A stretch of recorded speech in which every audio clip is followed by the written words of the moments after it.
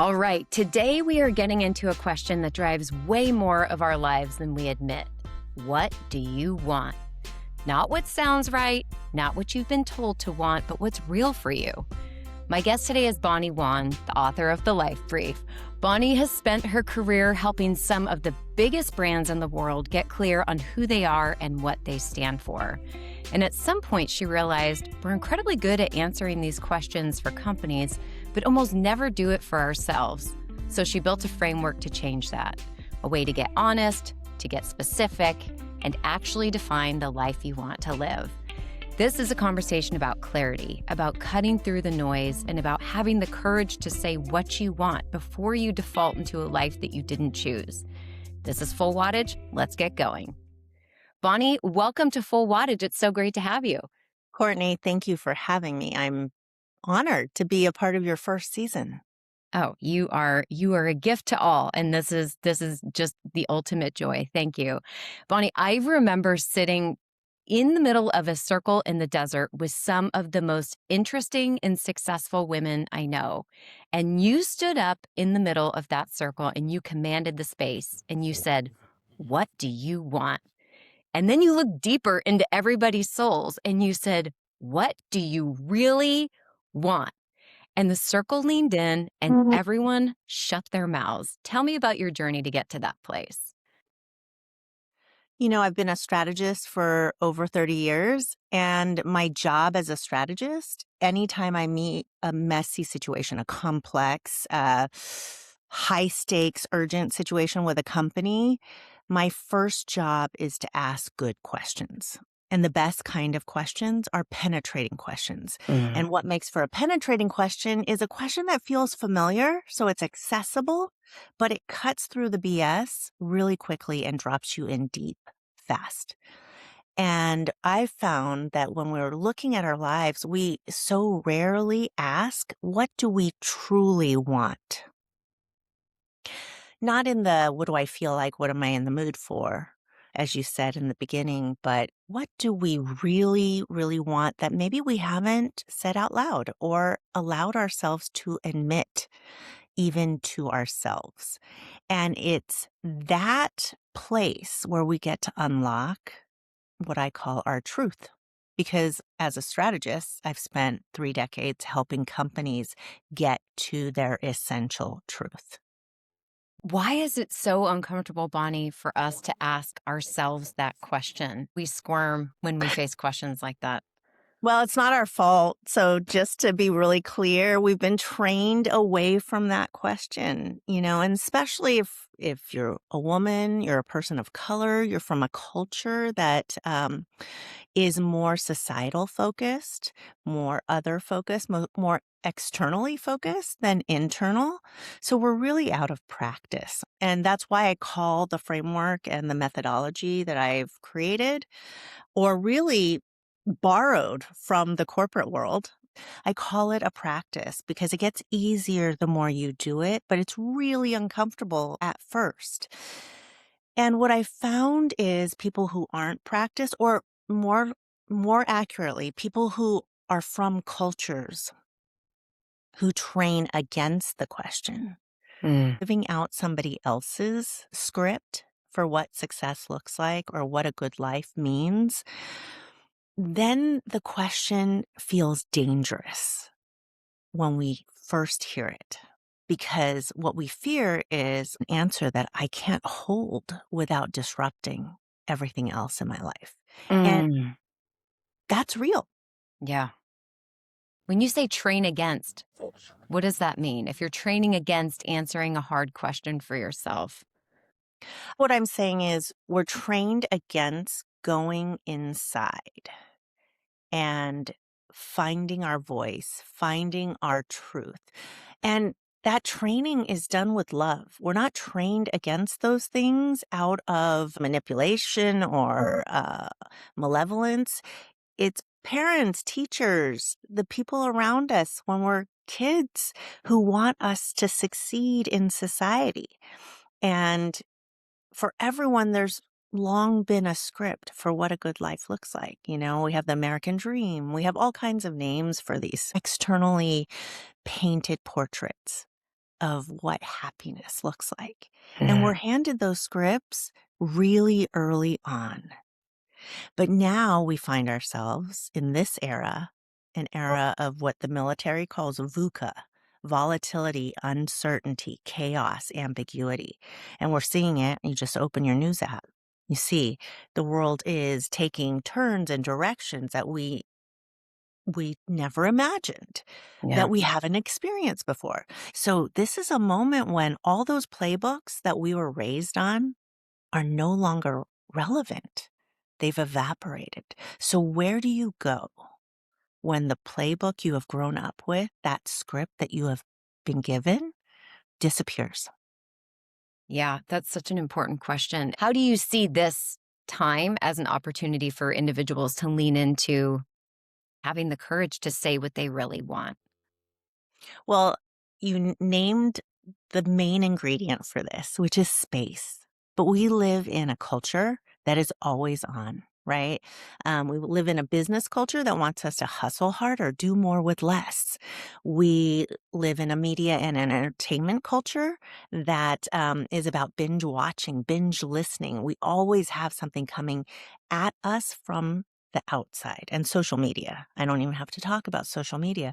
So it takes a lot of effort to decide to turn it all off, to find a pause and to drop in to what I call our quiet, Mm. to make space for what's in our interiors and allow that to bubble up without judgment, without editing, without fear or anxiety. And I encourage people to do it in tiny bite-sized ways.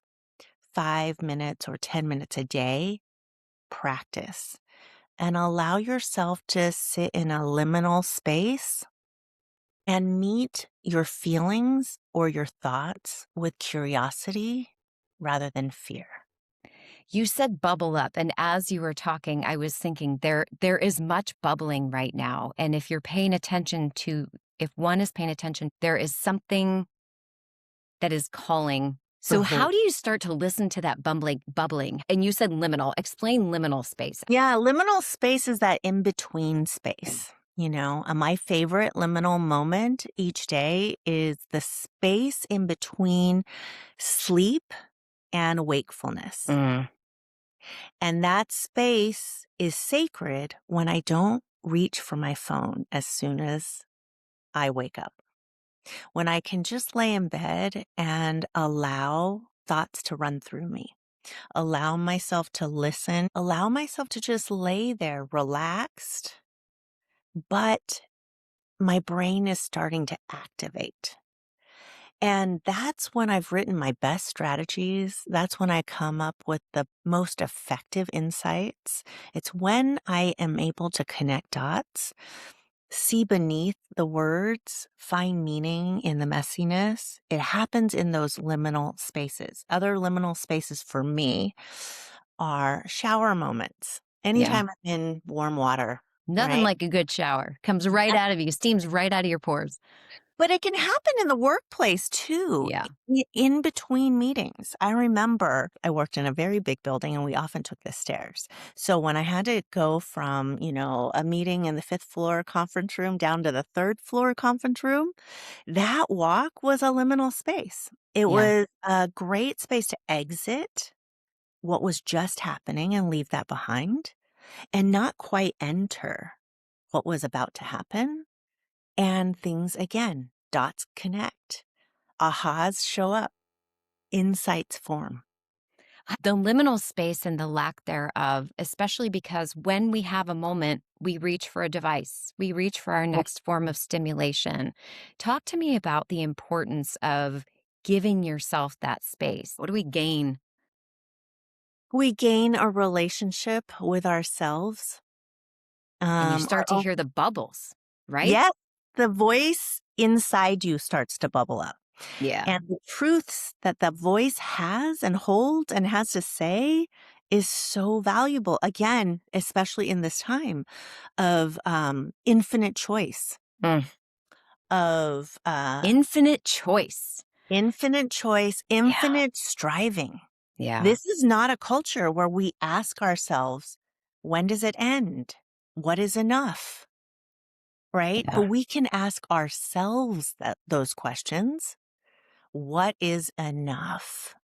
What is enough striving? What is enough accolades? What is enough achievement? What is enough money? What is enough fill in the blank? But that is a really central penetrating question. It's one of those like, what do you truly want? It's one of those questions that really is a game changer because when people stop, pause, allow that question to sink in and stir. And if they can come up with a tangible answer to that, it's so relieving. I know I work with people who have been laid off. It's the moment that we're in, right? We're Yeah. in massive moment of business disruption. And these are people who had a long run and a lot of abundance.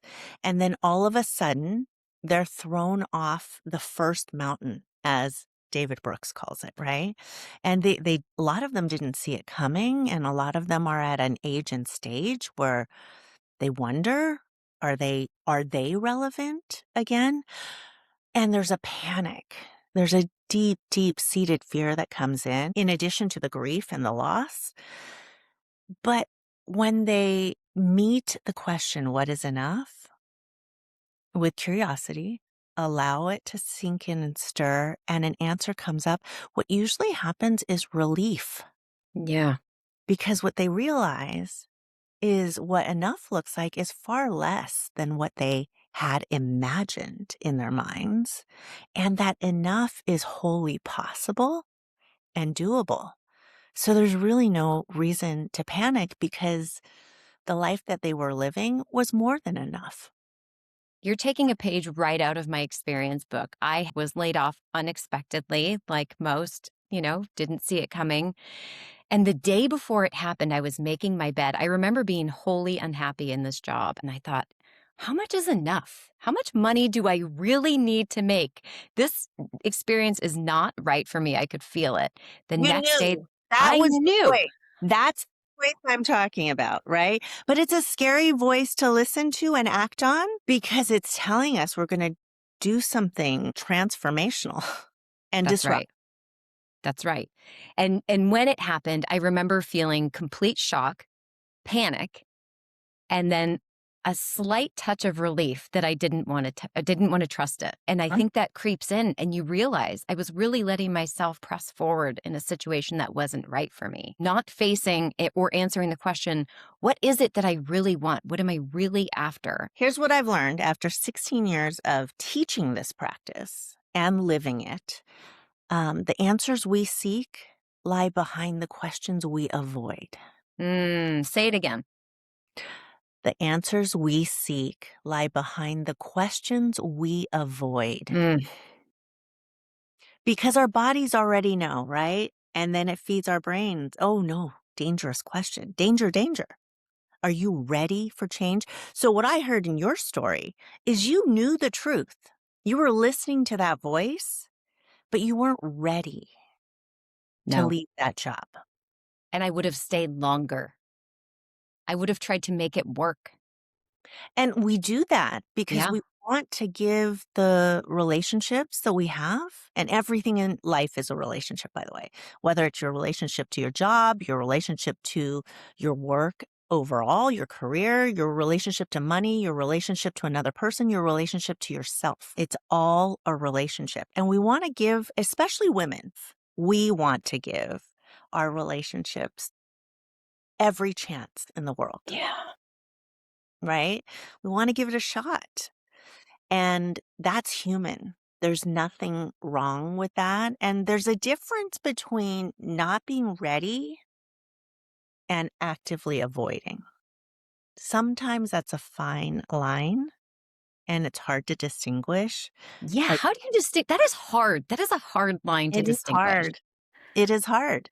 And Not there being are times ready not and being ready and not try being actively avoiding. yes. Not being ready and actively avoiding. That is a blurry line.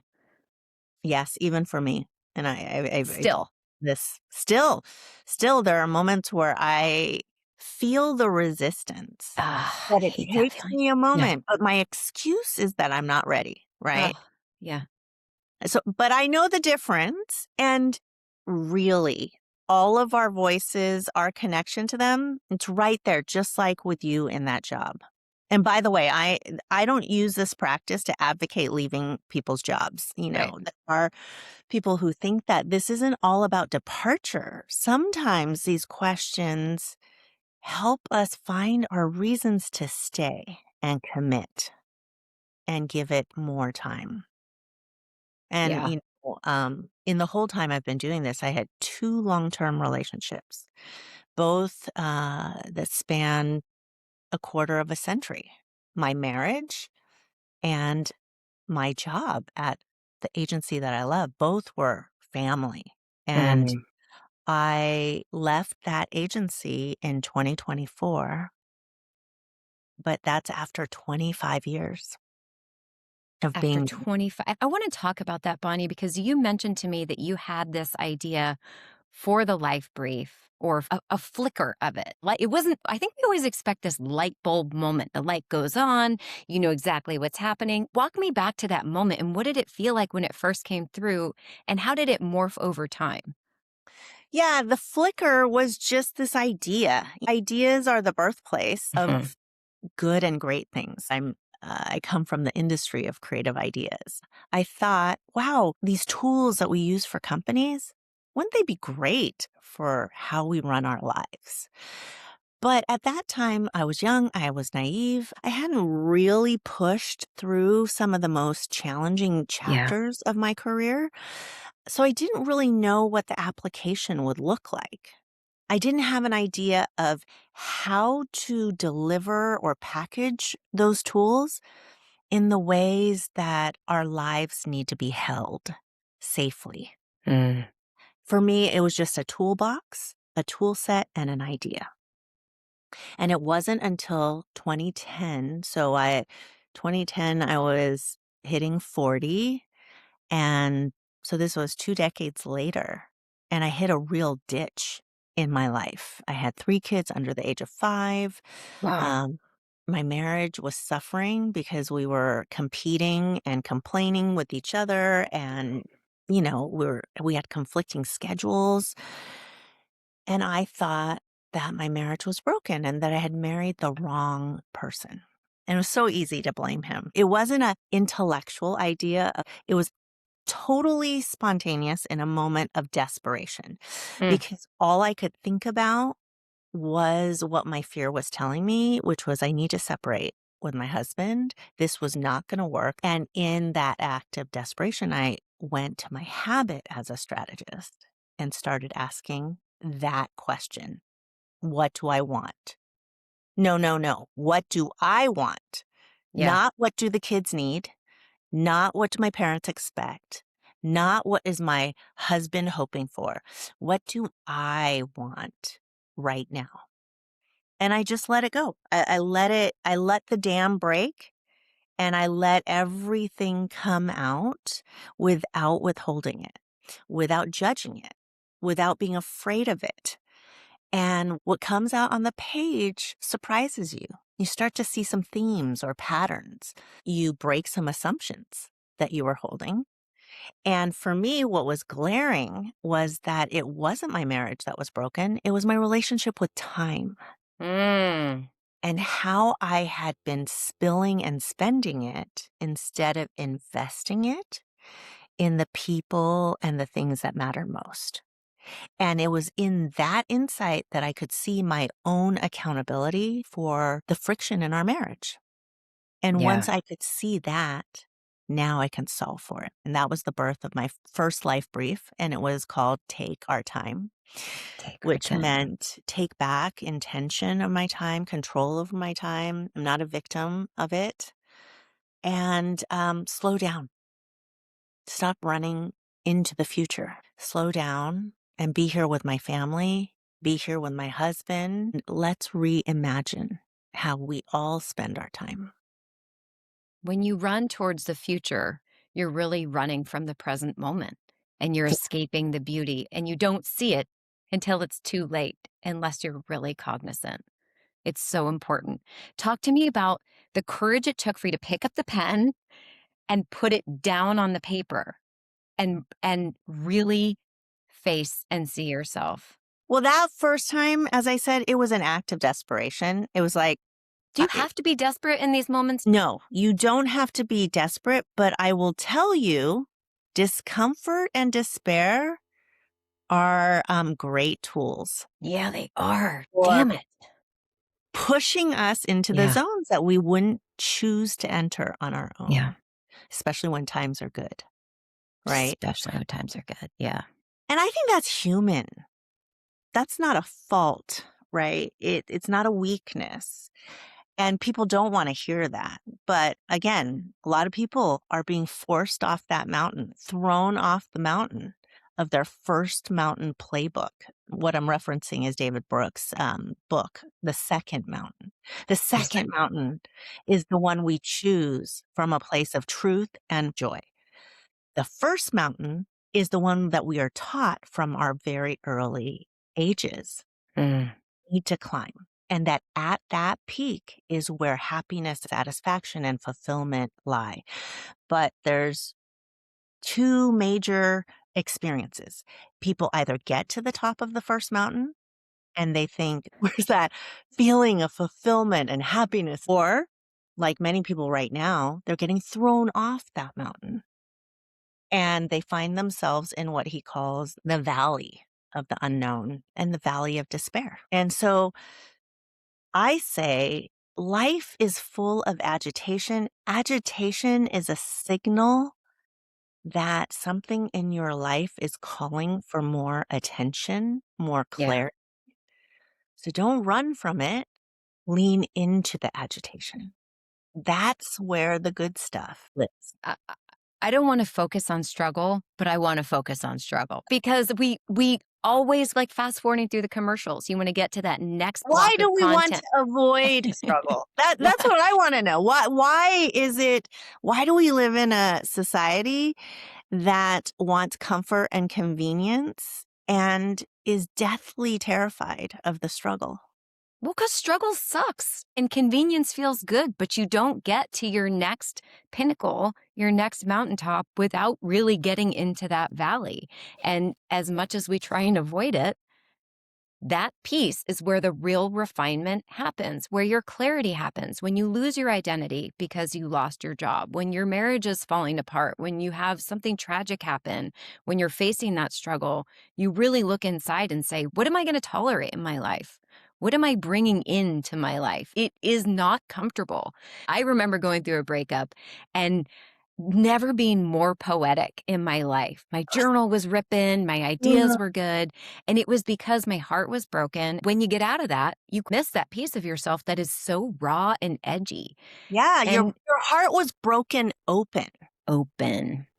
Didn't feel open at the time, but you look But it was back and you broken realized, and you cracked it all so that you can access those parts of yeah. ours. See, I'm Chinese, so um, in a lot of my culture, I immigrated here very young, so I'm raised American. But in Chinese culture, life is hard. You're kind Mm. of taught that right from the beginning. You're not expecting it to deliver comfort, convenience, happiness.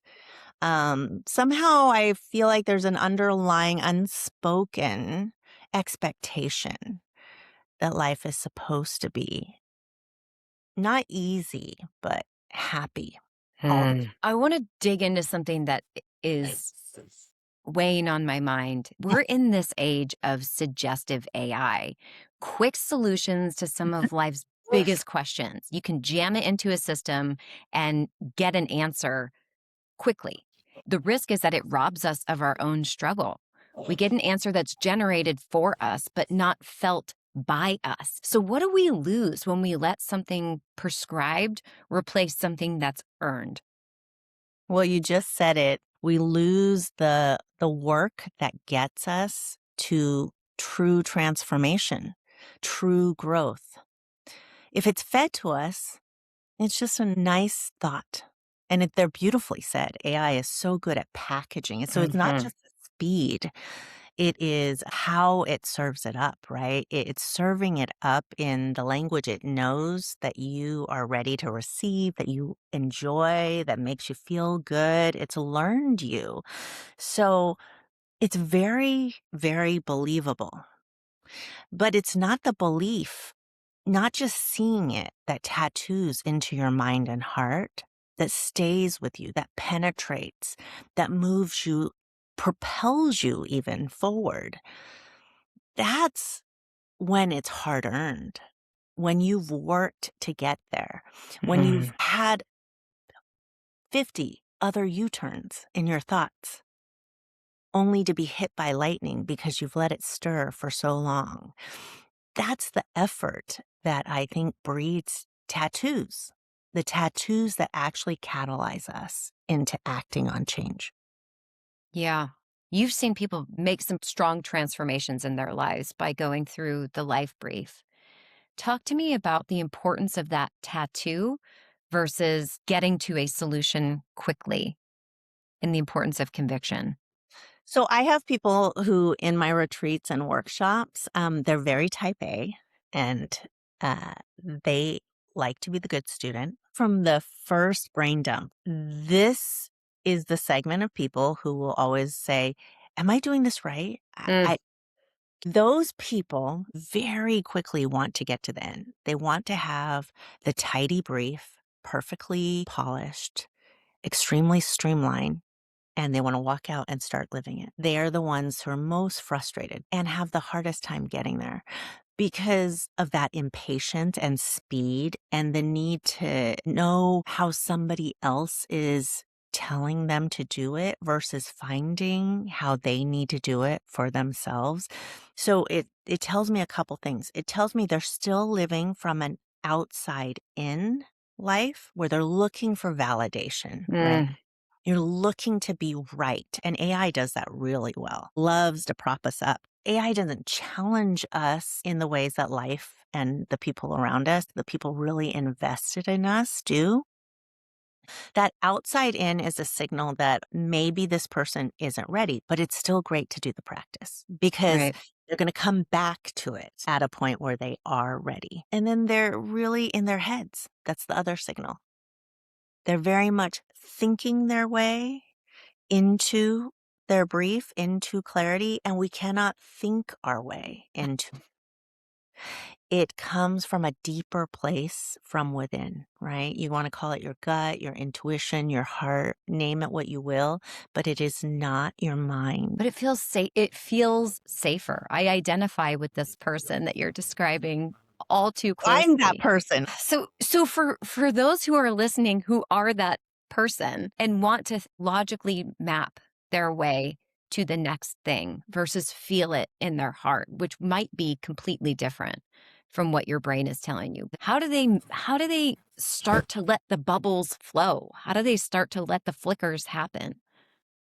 The first exercise I have in the book is not even an active exercise, it's practicing being in the quiet. People who are high achievers and like to move fast hate that answer, right? How do you help them work through I don't serve up any, easy pills to swallow, but it's accessible to you at any time.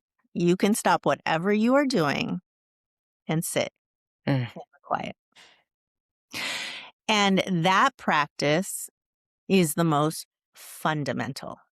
And then the second is to allow whatever comes up in the quiet, in the pause, in the liminal space to come out onto the page.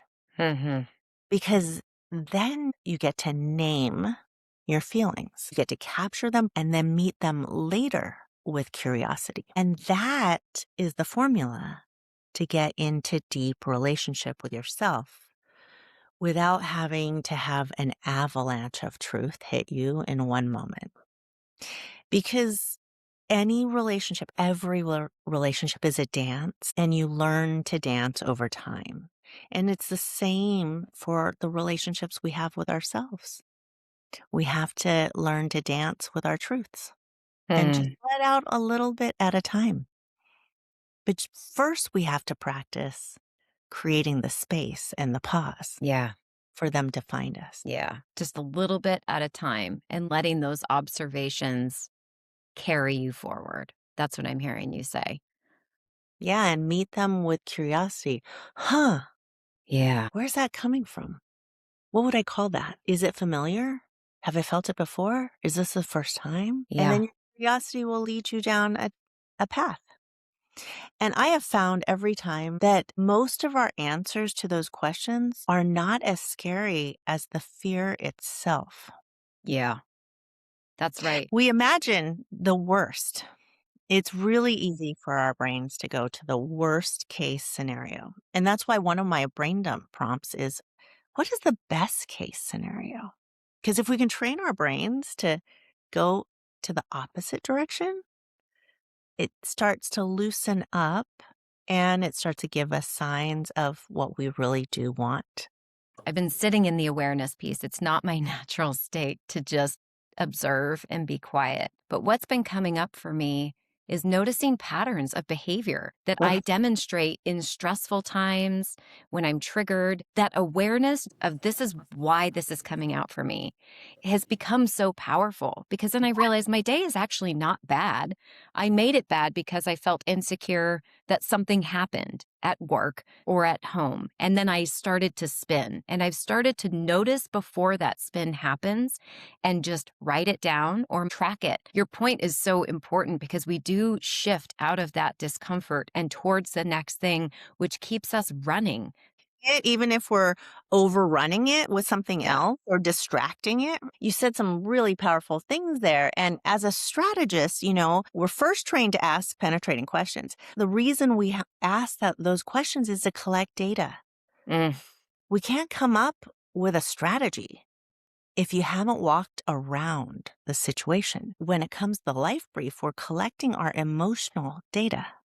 And that's why taking note of it, naming it, and a further question, and doing it over time in small increments over time. And I don't mean long bits of time, I mean 2 weeks, yeah. weeks of just noticing, and then noting. We'll see patterns. We'll You do see see ahas. patterns. Yeah. Yeah. And it's so liberating. You're Oh like, my oh, gosh. I, Yes. When you I'm, see a pattern and you know yourself, yeah. it's so much easier to choose another direction. I've been fucking up my flow or stealing my joy for a very long time because of these patterns. And just to be able to catch myself before I get into it, the outcome improves slightly every Yeah. single time. Yeah. Yeah. I mean, it becomes its own addiction when you start doing this because Mm-hmm. you realize, oh my gosh, I'm seeing another thing. Oh, I noticed another thing. And your curiosity starts to take focus on your interior Oh instead my of God. looking outside. What if we had an addiction to awareness? Wouldn't that be great? Oh Like it's my not gosh. social media. That that would be best case scenario. Seriously. Might as well face it. I'm addicted to awareness. That's a new song. You want to cover it together? We'd really crush it. Not the Palmer girls. Yeah. We'll do the red lipstick. We could do it right, but it's awareness this time. You said something to me when we were prepping for this, and it landed so strongly. You said the certainty of misery versus the misery of uncertainty. Yeah, the quote is, people prefer the certainty of misery over, I'm going to say that again. Yeah, say it again. The full quote is that people prefer the certainty of misery over the misery of uncertainty, which Mm, means people prefer to stay in the frustration that they know versus put themselves in a place of the unknown. Well, guess what? The world is putting us into that second place as we speak, right? the second place is the misery of uncertainty. That's right. Yes. We have very few of us have the choice, right, to Yeah. not enter the world of uncertainty. in some part of our lives. You might still have a job that you feel confident in, but things are changing outside with your family or your relationships or the way the world moves. Or maybe you don't have that job anymore, but you have really secure relationships. Or you're having a life quake. It's happening A life en quake. masse. Mm. A life quake when it's all kind of calling for your attention and calling for a shift. So the uncertainty, like it or not, we have arrived. We have arrived. We have arrived. Highly uncertain. Are we miserable? I find uncertainty exhilarating. A long time ago, I stopped chasing happiness because, again, I think our societal cultural definition of happiness is comfort and convenience. Yeah. When we get to sit back and have the good life, margarita on one hand, a beach on another. I love that. Believe me, Yep. I love that. But now I chase aliveness because aliveness is about overcoming. Aliveness is meeting some of these challenges face to face and finding your path through them. Aliveness is carving out a path that you never seen that path carved before. It's a first. Aliveness is being able to share the wisdom and the lessons that you gained from meeting the headwinds. When you say aliveness, I still picture you could still have a margarita in hand, but instead of running uh, or any tea, whatever, your adaptogenic drink, but I see aliveness when you talk about this as the misery of uncertainty is you're miserable because you're running from uncertainty. And aliveness, you turn around with your beverage in hand and you face what's coming Yes, and with margarita in with hand. margarita in hand. Yes. Why not? The beach can That's what also be there, but that shit is can go down also. that is aliveness, right? You got the Yes. margarita in hand and you're saying, "Bring it. Bring. Mm. I'm ready." But where do Let's you get that courage, Bonnie? Where do people tap into that courage? Does it come in the still moments? I see courage as something in hindsight. Very rarely we wake up and we say, "Today I'm going to have a courageous Yeah, day." that's right. That's true. Uh, what courage looks like is readiness. You're like, "Okay, I've sat with this long enough. I'm ready to go to the hard places." And then you discover, "Oh, that wasn't so hard." Or it wasn't Mm-hmm. hard in the way that I imagined it was hard. And then, oh my gosh, whoa, there were all these rewards that Yeah. I could never have planned for or predicted because my mind was so occupied by the worst case scenario. Yeah. But look at all these things that unfolded that I couldn't imagine. New invitations, new relationships, or the strengthening of a relationship I thought was over. Or the discovery of a new path of growth in this job, in this career, a new path of fascination. We never think about those things. We're only thinking about the disruption. What's going to You said you're imagining it to be hard. That imagined difficulty is the misery of uncertainty. Mark Twain's quote, I'm going to totally butcher it, but he said, I've had, a million problems in my life and only a portion of them were true. Yes, But Shakespeare has it too, where I forget which character is sleeping outdoors and he sees a bear. And so he's fixated. He gets no sleep because he sees the bear. But in the morning, when the sun comes up, it's actually a bush.